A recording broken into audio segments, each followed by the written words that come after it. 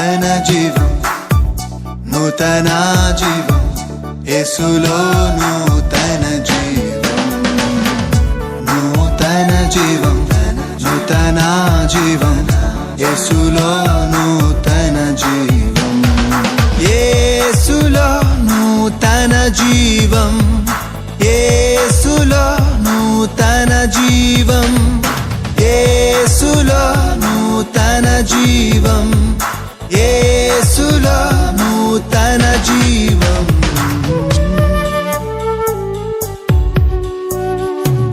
నూతన జీవం, నూతన జీవం, యేసులో నూతన జీవం, నూతన జీవం, నూతన జీవం, యేసులో నూతన జీవం, యేసులో నూతన జీవం.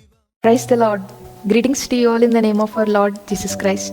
We welcome you all to this beautiful program, New Life in Christ.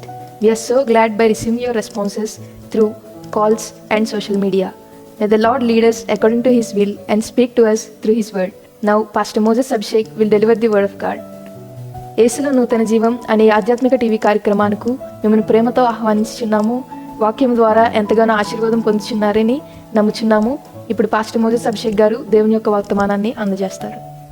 Hallelujah. I'm so grateful for all the people who are watching this message from different parts of the world in YouTube and different media platforms. YouTube లోను, Facebook నందును వివిధ మాధ్యమాల ద్వారా దేవుని యొక్క వాక్యాన్ని నేడు వీక్షిస్తున్న వారికి నా నిండు కృతజ్ఞతలు తెలియజేస్తున్నాను. దేవుని యొక్క వాక్యము చేత మనము దర్శింపబడి వెలిగింపబడి దేవుని యొక్క దీవెనల యందు కొనసాగుదుముగా. హల్లెలూయా. మన జీవితంలో ఉన్న భారములన్నిటినీ యేసు క్రీస్తు ప్రభుల వారు ఆయన మోస్తాను అని సెలవిచ్చిన దేవుడై ఉన్నాడు కనుక మన చింతలన్నీ ఆయన మీద మోపి దేవుని యొక్క వాక్యాన్ని మన హృదయంలోనికి చేర్చుకునే వారంగా మనం ఉందాం. హల్లెలూయా.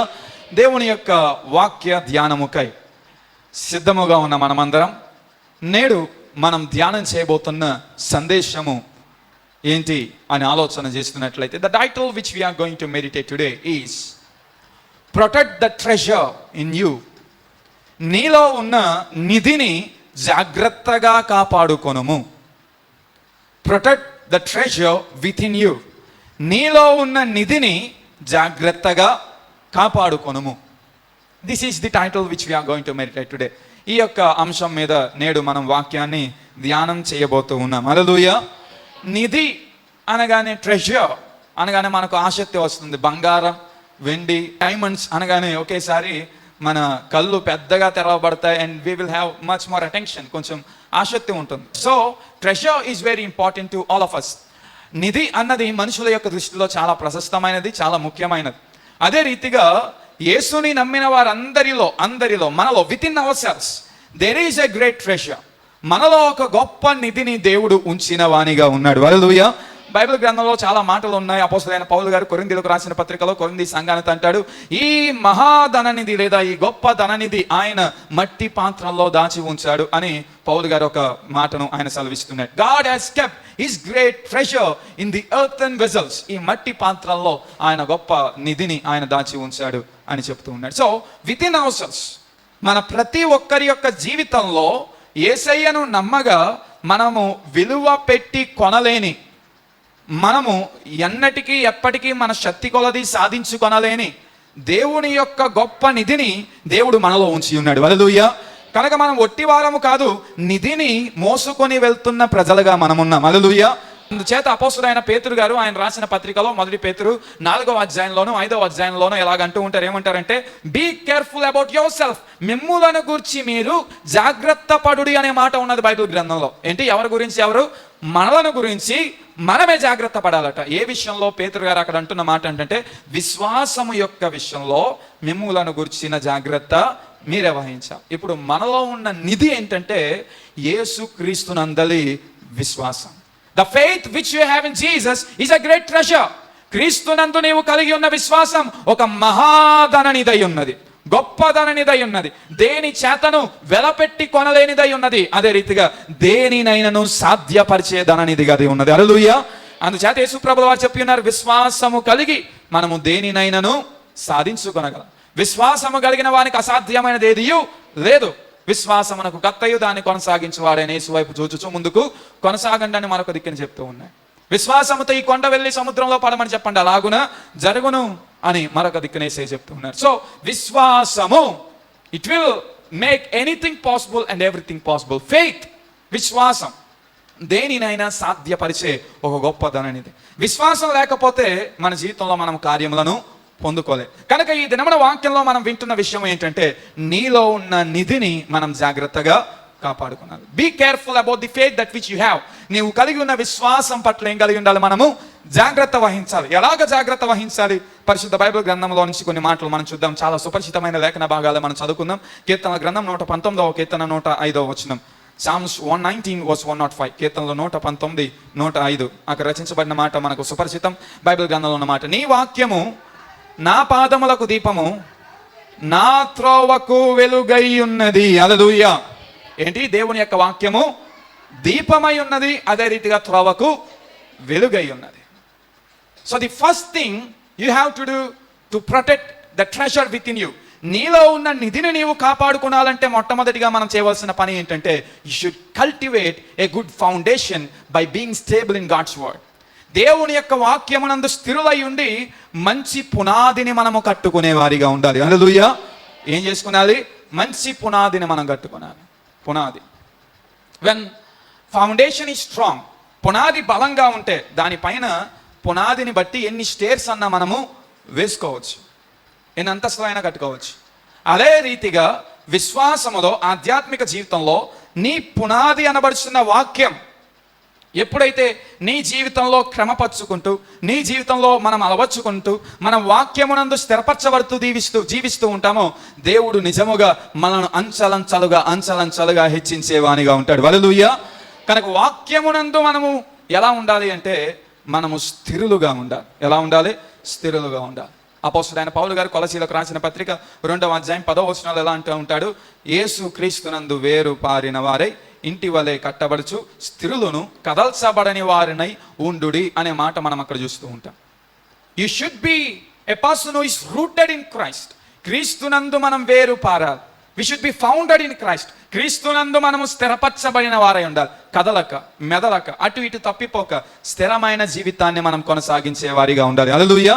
కనుక నీలో ఉన్న ధననిధి ఎవ్వరూ తీసుకోకుండా, ఎవ్వరు వశపరచుకోకుండా, నీలో ఉన్న విశ్వాసము నీలో గొప్ప కార్యములు చేయాలి అంటే మనం చేయవలసిన పని ఏంటంటే, మనము వాక్యము యొక్క పునాది యందు కట్టబడే ప్రజలుగా మనం ఉండాలి. హల్లెలూయా.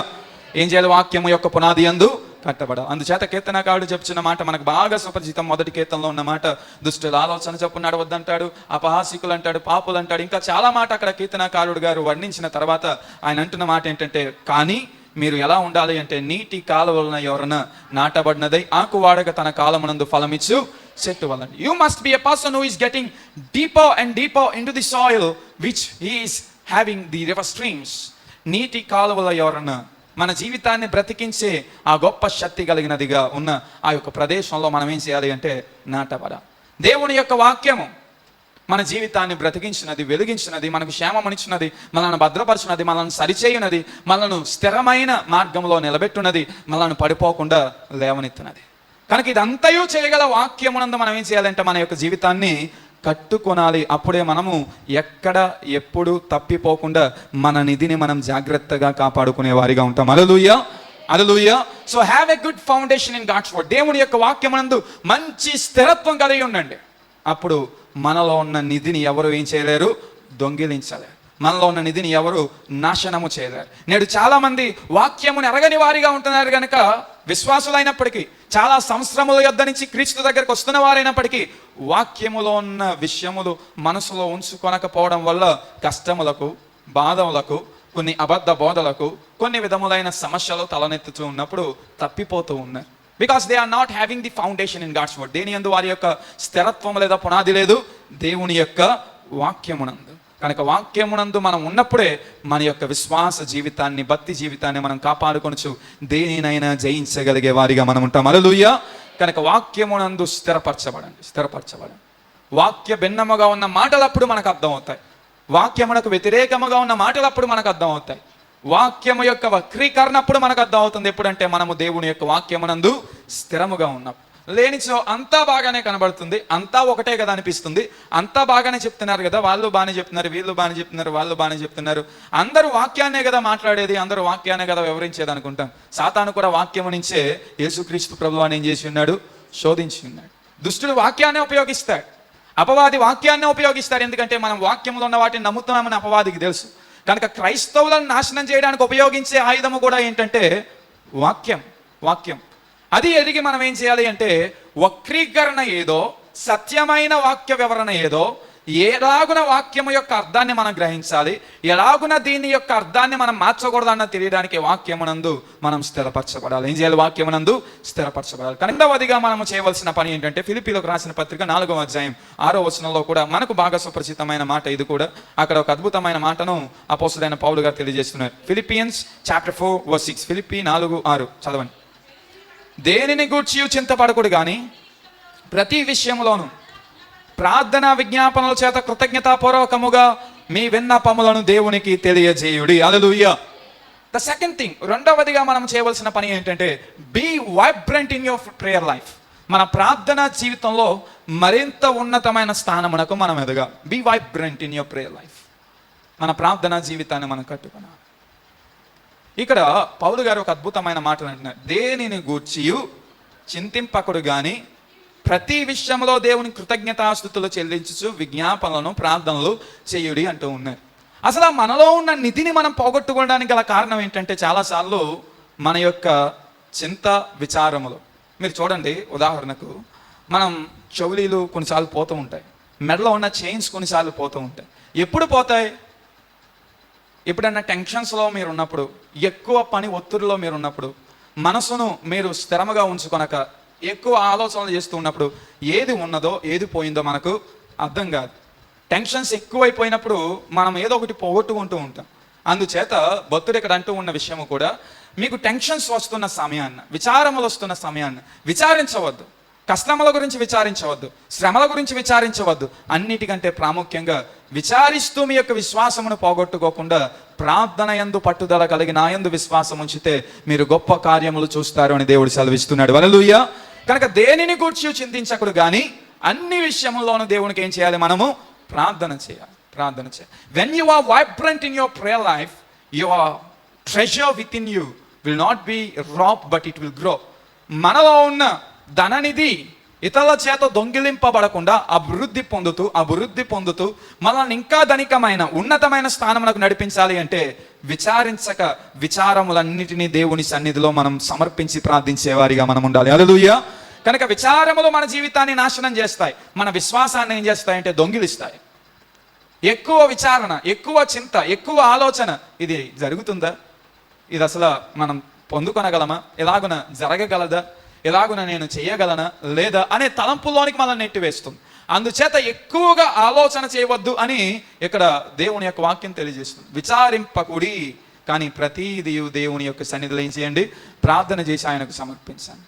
విచారిస్తూ ఆలోచన చేస్తూ మనలో ఉన్న శక్తిని, మనలో ఉన్న విశ్వాసాన్ని మనం పాడు చేసుకొనక దేవునికి సమర్పిద్దాం, ప్రార్థన చేద్దాం. దేవుడే తగిన కాలమున ఆయన గొప్ప కార్యములు చేసే దేవునిగా ఉన్నాడు. హల్లెలూయా. అందుచేత భక్తుడు చెప్తున్న మాట మనకు తెలుసు. పేతురు గారు 5వ అధ్యాయంలో ఆయన రాసిన మొదటి పత్రికలు అంటూ ఉంటారు, ఎలాగున మీరు దేనిని గురించి విచారించకుడు కానీ మీ సకల భారములను ఆయన మీద మోపుడి, ఆయన మిమ్ములను తగిన సమయమున హెచ్చించును అనే మాట చెప్తూ ఉన్నాడు. చింతింపకుడి, మీ భారములన్నిటినీ ఆయన మీద వేయుడి, ఆయన తగిన సమయాన్ని మిమ్మల్ని ఏం చేస్తాడు? హెచ్చిస్తాడు.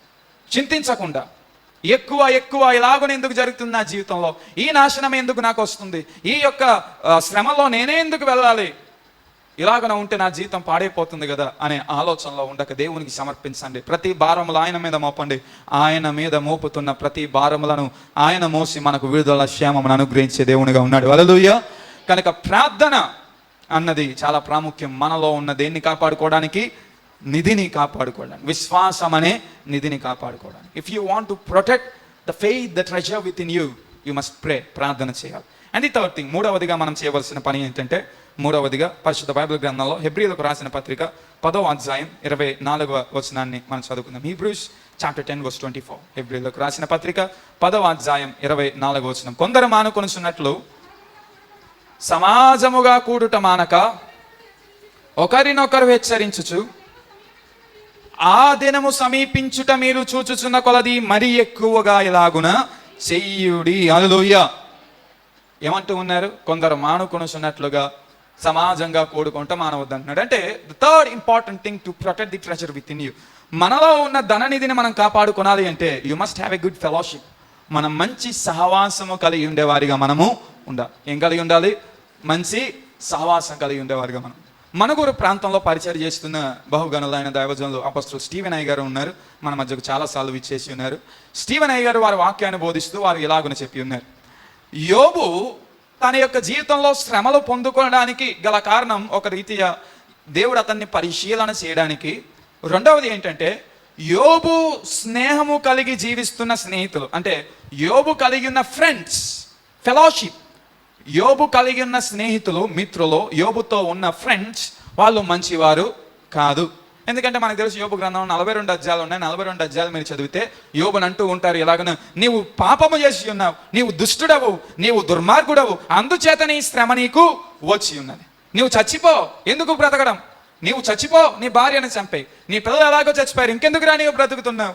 నీవు దేవుని దృష్టిలో యోగ్యుడవు కాదేమో, అందుకే దేవుడు నీ యొక్క కష్టాన్ని అనుగ్రహించి ఉన్నాడు.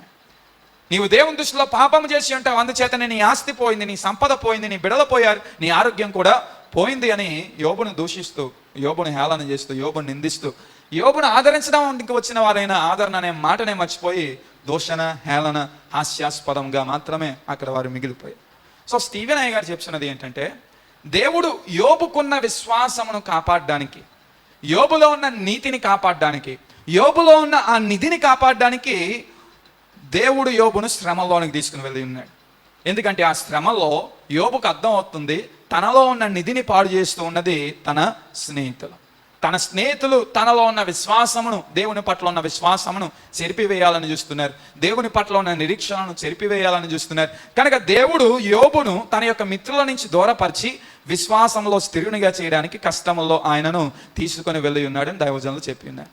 కనుక సహవాసము అన్నది చాలా ప్రాముఖ్యమైనది. ఎందుకంటే తెలుసు యోబు అంటూ ఉంటాడు 19వ అధ్యాయం 25వ వచనం యోబు గ్రంథంలో, నేను నమ్ముచున్న దేవుడు సజీవుడు, ఆయన ఈ భూమి మీద పాదములను నిలుపును, ఆయనే విమోచకుడు. అంటే 19వ అధ్యాయాలు అంటున్నా 42 అధ్యాయాలు ఉన్నాయి. ఇంకా తదుపరి ఆ యొక్క 15, 18 అధ్యాయాలు కూడా ఇంకా యోబుని ఏం చేస్తున్నారంటే నిందించుతూనే ఉన్నారు. అరే నేను నమ్ముచున్నాను, నా దేవుడు సజీవుడు, ఆయన విమోచకుడు, నాకు విడుదలనిస్తాడు, ఈ కష్టం నుంచి విడుదలనిస్తాడు, ఈ బాధ నుంచి విడుదలనిస్తాడు, నాకున్న వ్యాధి నుంచి విడుదలనిస్తాడు, నాకున్న ఈ దరిద్రమైన పరిస్థితి నుంచి విడుదలనిస్తాడంటే స్నేహితులు అంటున్నారు లేదు లేదు, నీకు ఇది వచ్చిందంటేనే దేవుడు నీ మీద ఆయన కర్రల్లా చేసి ఉన్నాడు, లేదా ఆయన నిన్ను దూషిస్తున్నాడు, లేదా ఆయన నీ మీద శాపాన్ని కురిపించి ఉన్నాడు, నువ్వు శాపగ్రస్తుడు, అందుకే నీకు ఈ కష్టము వచ్చినది, నీవు ఎంత విశ్వాసం కలిగి ఉన్నా ఇంకా వ్యర్థమే అంటూ విశ్వాసాన్ని ఏం చేస్తున్నారంటే యోబును విశ్వాసం నుంచి దూరపరుస్తూ ఉన్నారు. కనుక అలాగున మంచి సహవాసము లేనటువంటి ఆ యొక్క మిత్రులను యోబు నుంచి దూరపరచడానికి దేవుడు శ్రమలను పంపించినాడు. సో మన జీవితంలో కూడా మంచి సహవాసం మనం కలిగి ఉన్నప్పుడే మనలో ఉన్న ధననిధిని ఏం చేసుకుంటాం, కాపాడుకునే వారిగా మనం ఉంటాం. హల్లెలూయా. నేటి కాలంలో చాలామంది ఫ్రెండ్స్ని ఇంట్లోకి ఆహ్వానిస్తూ ఉన్నారు. ఫ్రెండ్స్ ఎందుకు? అక్కా చెల్లెళ్ళే చాలామంది ఒకరినొకరు ధనము కోసం చంపేసుకున్న వారిని మనం చూస్తూ ఉన్నాం. కొన్ని నెలల క్రితం మన యొక్క తెలుగు రాష్ట్రంలో ఆంధ్రప్రదేశ్లో అక్క దగ్గర ఉద్యోగానికి వెళ్తూ మంచి బంగారం ఉన్నదని తెలుసుకున్న చెల్లి అక్క మెడలో ఉన్న హారాన్ని, అక్క దగ్గర ఉన్న ధనాన్ని ఆశించి అక్కను చాకుతో పీక కోసేసి మందు తాగిన తర్వాత అక్క పీక కోసేసి పీకలో ఉన్న హారాన్ని, బీరువాలో ఉన్న ధనం తీసుకుని పారిపోయింది. సో మనం ఎవరితో సహవాసం కలిగి ఉంటున్నామో మనం జాగ్రత్తగా చూచుకోనాలి. Friends are very important part in life. మిత్రులు చాలా చాలా ప్రాముఖ్యం మన యొక్క జీవితంలో.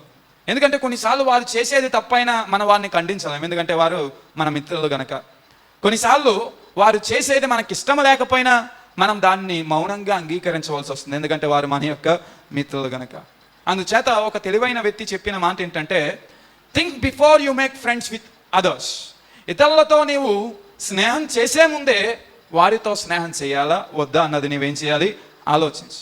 After you make friendship with them you can't డినే them because of their mistakes. వారితో నీవు ఒక మంచి మిత్ర బంధంలోనికి వచ్చిన తర్వాత వారి యొక్క తప్పులను చూసి వారిని విడిచిపెట్టలేవు, ఎందుకంటే వారు మనం ఒకటైపోతాం. కొన్ని రోజులు ఫ్రెండ్షిప్ చేసిన తర్వాత వాళ్ళలో ఉన్న లక్షణాలు మనకు వచ్చేస్తాయి, మనలో ఉన్న లక్షణాలు వారికి వెళ్ళిపోతాయి. There will be that transmission happening. అందుచేత ఫ్రెండ్షిప్ అన్నది చాలా జాగ్రత్తగా మనం ఎన్నుకోనాలి. అలాగునే మన యొక్క ధననిధిని మనం పోగొట్టుకోకుండా ఉండడానికి, మనలో ఉన్న విశ్వాసాన్ని మనము పోగొట్టుకోకుండా ఉండడానికి మనం చేయవలసిన పని ఏంటంటే మంచి సహవాసాన్ని మనము కలిగి ఉండాలి. మంచి సహవాసం అంటే ఏంటి? మనం చదువుకున్న హెబ్రీయులకు రాసిన పత్రిక 10వ అధ్యాయం 24-25 వచనాలు అంటున్నాడు, సమాజముగా కూడుకొనుట మనక. మంచి సహవాసం దొరికే ఏకైక ప్రాంతం దేవుని యొక్క మందిరం. కనుక మంచి సహవాసం, విశ్వాసులుగా ఒకరితో ఒకరు సహవాసం కలిగి ఉండండి. ఒక మంచి భక్తిలో ఉన్న వ్యక్తితో మీరు మిత్రత్వం కలిగి ఉండండి, సహవాసం చేయండి. మీ యొక్క జీవితంలో గొప్ప కార్యములు మీరు అనుభవించే వారిగా మీరు ఉంటారు. హల్లెలూయా. అమెరికాలో చాలా మంది దేవుడే లేడని చెప్పేవారు ఉన్నారు. యూకే, అమెరికా, లండన్ ఇటువంటి ప్రాంతాలు, ఆస్ట్రేలియాలో. అదే రీతిగా ఇతర విశ్వాసములకు ఆకర్షితులైపోయిన వారు ఉన్నారు. అమెరికా నుంచి భారతదేశానికి వచ్చి, లేదా ఇంకా థాయిలాండ్లో చాలా మంది టూరిస్టులు మనం చూస్తూ ఉంటాం. వస్తున్నది దేనికంటే, మొన్న నేను 2020లో అనుకుంటే థాయిలాండ్ వెళ్ళడం జరిగినది. 2020 థాయిలాండ్, మలేషియా, ఇండోనేషియా. ఆ సమయాన్న కరెక్ట్గా థాయిలాండ్ ఎయిర్పోర్ట్ నుంచి వీఆర్ గెటింగ్ బ్యాక్, మేము తిరిగి వెనక్కి వచ్చేస్తున్న సమయంలో ఎయిర్పోర్ట్లో ఒక ఆస్ట్రేలియన్ వ్యక్తి కనబడ్డాడు. ఈజ్ ఆస్కింగ్, అడ్రస్ అడుగుతున్నాడు. ఎక్కడికంటే బుద్ధిస్ట్ దేవాలయానికి వెళ్ళడానికి ఈయన అడ్రస్ అడుగుతున్నాడు. ఎక్కడి నుంచి వచ్చామంటే ఆస్ట్రేలియా, మేము బృందం ఉన్నాం, టీం అంతా మాట్లాడుతున్నాం. ఎందుకు మీరు అక్కడికి వెళ్తున్నారు అంటే, I feel attracted towards Buddhism అంటున్నాడు. నాకు బుద్ధిజం పట్ల ఆసక్తి వచ్చినది. ఎందుకు వచ్చినది అంటే, I love the teachings of them. They tell about nirvana or the transformation or their peaceful life. వారి యొక్క బోధలు నాకు ఇష్టం. దాంట్లో నిర్వాణ అని ఉంటుంది, అంటే మనుషుడు తిరిగి జన్మిస్తారు అనే బోధ ఉంటుంది. అదే రీతిగా వారి యొక్క మెడిటేషన్స్ అంటే నాకు ఇష్టం అన్నాడు. ఇదేంటి మీరు అలా చెప్తున్నారు, అసలు మీరు ఆస్ట్రేలియా నుంచి వస్తున్నారు, మరి మీరు క్రీస్తుని కదా సేవించాలి, క్రీస్తుని కదా అనుసరించాలి అంటే, అవును నేను అలాగే ఉండేవాడిని, నేను ఒక రైతుని అక్కడ, కానీ నాకు ఎందుకో ఈ బోధలు ఆకర్షితంగా అనిపించాయంటే కొంచెం సేపు మాట్లాడి ప్రార్థన చేసిన తర్వాత ఆయన సరే మేము వెళ్ళమని చెప్పి ఆయన మళ్ళీ తిరిగి వెళ్ళిపోవడం జరిగింది. సో జరుగుతున్న విషయం ఏంటంటే, when people are giving room for other friendships, ఇతర విశ్వాసములతో, లేదా చేయొద్దంటలేదు, మంచిగా ఉండండి, మళ్ళీ మనం పాడు చేసుకోకండి. ఇతరులతో మనం ఎప్పుడైతే సాంగత్యం కలిగి జీవిస్తున్నామో, వారి యొక్క విశ్వాసమునకు, వారి యొక్క బోధలకు మనం ఏం చేయబడుతున్నామంటే ఆకర్షితులైపోతున్నాం. కనుక సహవాసం ఉండాలి. ఎక్కడ వరకు ఉండాలో అక్కడ వరకే ఉండాలి. నేర్చుకొనవలసిన విషయంలో మాత్రం మనం విశ్వాసుల యొద్ద నుంచి అదే రీతిగా దైవ భక్తుల యొద్ద నుంచి మనం నేర్చుకునే వారిగా ఉండాలి. కనుక దేనికి ఆకర్షితులు అవుతున్నాం, ఎవరితో మనం సహవాసం కలిగి ఉంటున్నాం అన్నది మనం జాగ్రత్తగా చూచుకుంటూ ఉండాలి. అలాగ చూచుకోకపోవడం వల్ల ఆస్ట్రేలియాలో చాలా మంది ఈ దినమున వివిధ మాటలు, వివిధ స్లోగాన్స్ పలుకుతూ వారు ఆరాధన చేస్తున్నవారు ఉన్నారు. ఓపెన్ గా చెప్పాలంటే కొన్ని దినాల క్రితం ఒక వీడియో చూశాను. హరే రామ హరే కృష్ణ అంటూ భజన చేస్తున్నారు అమెరికా రోడ్ల మీద. ఆ పోస్ట్ ఏంటంటే, అమెరికాలో హిందువులు ఆరాధన చేసుకోవడానికి రోడ్ల మీద స్వేచ్ఛ ఉన్నది, కానీ భారతదేశంలో, బీయింగ్ ఏ సెక్యులర్ కంట్రీ, అన్ని మతాలకు హక్కు కలిగిన దేశంగా ఉన్న భారతదేశంలో క్రైస్తవులు వారి యొక్క క్రీస్తును ప్రకటించుకోవడానికి రోడ్ల మీద హక్కు లేదు. ముస్లింలు పోని వారన్నా వారి యొక్క దేవుని ప్రకటించుకోవడానికి హక్కు లేదు. ఎక్కడికి వెళ్తే ఎవడొకరు పర్మిషన్ అడుగుతాడు, ఎలా వచ్చావు అంటాడు, దేనికోసం వస్తున్నావు అంటాడు, మత ప్రచారం చేస్తున్నావు అంటాడు, తిడతాడు, పోలీస్ స్టేషన్ అంటాడు, అది ఇది చేస్తున్నాడు. కానీ అమెరికాలో, బీయింగ్ ఏ క్రిస్టియన్ కంట్రీ, క్రైస్తవ దేశం, అమెరికా దేశం నుంచి వచ్చేస్తున్నారు చాలా మంది అంటున్నారు. అమెరికా దేశంలో చాలా మంది ఇప్పుడు హైందవులు భజన చేస్తున్నారు. లండన్లో చాలా మంది ఇతర విశ్వాసములకు చెందిన వారు రోడ్ల మీద వారు ప్రచారం చేస్తున్నారు. సో ఇలాగున ఇతర దేశాల్లో చాలా మంది వారిలో ఉన్న విశ్వాసాన్ని ఏం చేసుకుంటున్నారు అంటే చెరిపివేసుకుంటున్నారు, పోగొట్టుకుంటూ ఉన్నారు. The treasure within the lives of believers, విశ్వాసుల యొక్క జీవితంలో దేవుడు ఉంచిన నిధిని ఏం చేసుకుంటున్నారు, పోగొట్టుకుంటూ ఉన్నారు. అందుచేత నేడు ఎంత ప్రార్థన చేసినా అమెరికాలో క్షేమం లేదు. ఇందాక కొద్ది నిమిషాల క్రితం న్యూస్ చూస్తే there is something disturbance happening in అమెరికాలో ఏదో డిస్టర్బెన్స్ జరుగుతున్నది. అండ్ లేటెస్ట్గా ఇజ్రాయెల్, ఇరాక్, అమెరికా ఉదయాన్నే 6 గంటల ముందు యుద్ధం జరిగి ఉన్నది ముగ్గురు మధ్య. అండ్ ఇరాక్ చెప్తున్నది ఏంటంటే, ఇజ్రాయెల్ మీదకి యుద్ధానికి వస్తాం మరింతగా అని కొన్ని బాంబ్స్ వేశారు.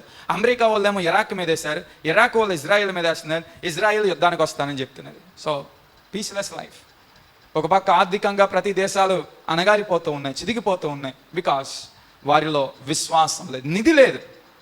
ప్రార్థన చేసి దైవ కార్యములను, దైవ సమాధానాన్ని, దేవుని యొక్క కృపను పొందుకునే నిధి వారిలో లేదు. అందుచేత మీ విశ్వాసమును మీరు పోగొట్టుకోకుండా ఉండడానికి ఏం కలిగి ఉండాలి, మంచి సహవాసం కలిగి ఉండాలి. స్నేహం చేయండి ఇతరులతో, ఇతర విశ్వాసాలతో, ఇతర విశ్వాసమునకు చెందిన వారితో, కానీ ఎక్కడి వరకు ఉండాలో అక్కడి వరకు ఉండాలి. సో అలాగున మంచి సహవాసం మనం ఏర్పరచుకున్నప్పుడు ఖచ్చితంగా మనము దివ్యమైన మనలో ఉన్న నిధిని కాపాడుకుంటూ అభివృద్ధి పొందేవారిగా మనం ఉంటాం. హల్లెలూయా.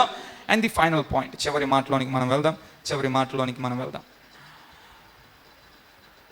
చివరి మాటగా సామెతల గ్రంథం 4వ అధ్యాయం 23వ వచనం.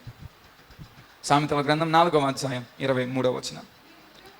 నీ హృదయంలో నుండి జీవధారలు బయలుదేరిన కాబట్టి అన్నిటికంటే ముఖ్యముగా నీ హృదయమును భద్రముగా కాపాడుకొనుము. Proverbs 4:23 says, guard your heart.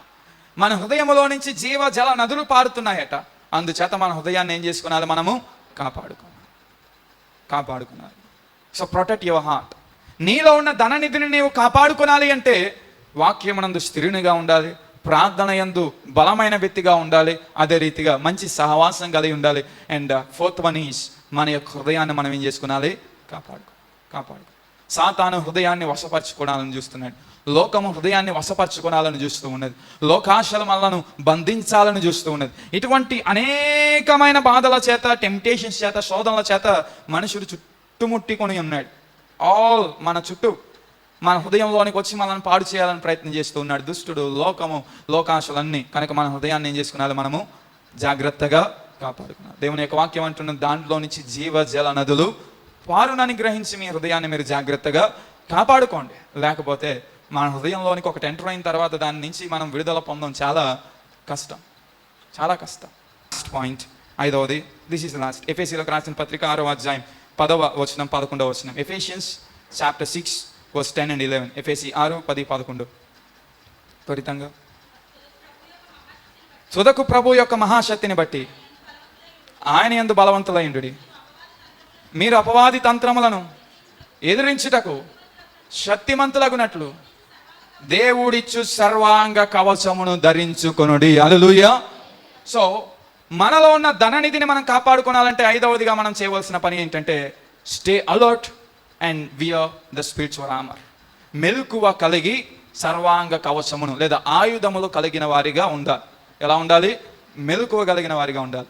ఇంట్లో మనం ఏం చేస్తాం? బీరువాను మనం బెడ్ పక్కనే పెట్టుకుంటాం. ఎందుకంటే చెప్పులు ఏమన్నా వచ్చినా వెంటనే లేచి దాన్ని చూసుకోవడానికి. మెలకువగా ఉంటాం మన పక్కనే పెట్టుకొని. సో మెలకువ లేకుండా నిద్రమత్తులోనికి వెళ్ళిపోయి ఏం జరుగుతుందో నాకు తెలియడం లేదంటే నీ పక్కన ఉన్నవన్నీ ఏమైపోతాయి? పోతూ ఉంటాయి. ఏం జరుగుతుందో మనకు తెలియదు.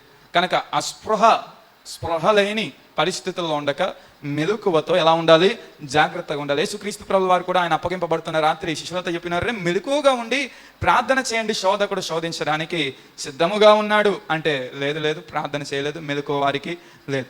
శోధకుడు వచ్చాడు, పేతురు ఒకడు చెవు కోసేశాడు, హంతకుడు అయిపోయాడు. శోధకుడు వచ్చాడు, పేతురు అంటూ ఉన్నాడు యేసయ్య అంటే నాకెవడో తెలియదు అన్నాడు. శోధకుడు వచ్చాడు, యేసుక్రీస్తు అంటే మాకు తెలియదని ఒక్కొక్క శిష్యులు ఒక్కొక్క ప్రాంతానికి పారిపోయారు. అందుచేత we should stay very alert.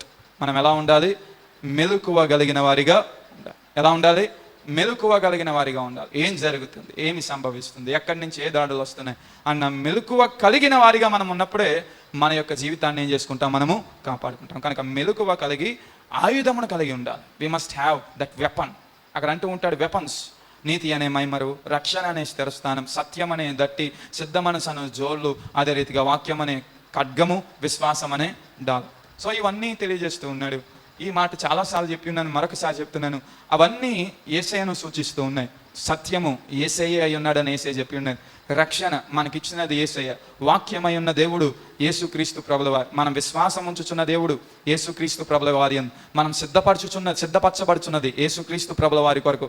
మనకు సమాధానం ఇస్తున్నది యేసయ్య. మనల్ని నీతిమంతులుగా చేసినది యేసయ్య. కనుక మెలకువగా ఉండి యేసు నామమును మనం గట్టిగా పట్టుకున్నప్పుడు యేసు నామమనే శక్తి చేత, యేసు నామమనే ఆయుధము చేత మన ధననిధిని ఎవరు పోగొట్టుకోకుండా లేదా మన ధననిధిని ఎవరు దొంగిలించకుండా మన యొక్క జీవితాన్ని, మనలో ఉన్న ఆ నిధిని మనం కాపాడుకునే వారిగా ఉంటాం. హల్లెలూయా.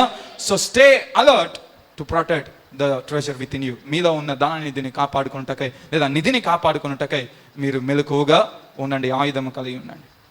ఆయుధం లేని వారిగా ఉండి మెలకువగా ఉన్న కష్టమే. వచ్చేసి అపవాది లేదా శత్రువు దాడి చేస్తే మెలకువగా ఉన్న మన దగ్గర ఏం లేదు కనుక మనం చచ్చిపోతాం. కనుక మెలకువగా ఉంటే సరిపోదు. ఏముండాలి? మన దగ్గర ఆయుధం ఉండాలి. నా విశ్వాసం నాకు తెలిసింది, నేను కాపాడుకుంటాను, భక్తి గురించి నాకు తెలిసి వాక్యం వింటున్నానంటే సరిపోదు. మనలో యేసుక్రీస్తునందు బలమైన నిరీక్షణ ఉండాలి, బలమైన విశ్వాసం ఉండాలి, ఆయనను హత్తుకొని జీవించే వారిగా మనము ఉండాలి. అంత లోతైన అనుభవంలోనికి మనం వెళ్ళాలి. అట్టి రీతిగా వెళ్ళినప్పుడు our treasure will not be destroyed by the devil. మన యొక్క నిధి సాతాను చేత నాశనం చేయబడదు. కనుక ఈ దినమున క్రైస్తవులైన మనమందరం we should be careful that no enemy should take away the treasure within us. మనలో ఉన్న నిధిని ఏ శత్రువైనను దొంగిలించకుండా ఉండనట్లు ఎలా ఉండాలి? జాగ్రత్తగా ఉండాలి. Praise the Lord. Dear friends, to watch more sermons and worship songs, please subscribe to our YouTube channel Moses Abhishek, MOSES ABHISHEK, and follow us on Facebook and Instagram @Moses Abhishek Tanity. ప్రియులారా, మరిన్ని సందేశములు మీరు ఆలకించడానికి, మరిన్ని దేవుని యొక్క పాటలు వినడానికి Moses Abhishek అనే YouTube channel ని సబ్స్క్రైబ్ చేసుకునండి. అలాగే ఫేస్బుక్ లోను, ఇన్స్టాగ్రామ్ లోను మోసెస్ అభిషేక్ టానిటీ అనే మన యొక్క ఛానల్ ని ఫాలో అవ్వండి. దేవుడు మిమ్మల్ని దీవించును గాక. For your prayers and support, our address pastor T Moses Abhishek, son of reverend T Blessing, Emmanuel church, Bhaskar Nagar, Samarkot, Andhra Pradesh, India 533440. Our phone numbers 8883 29940. May God bless you all.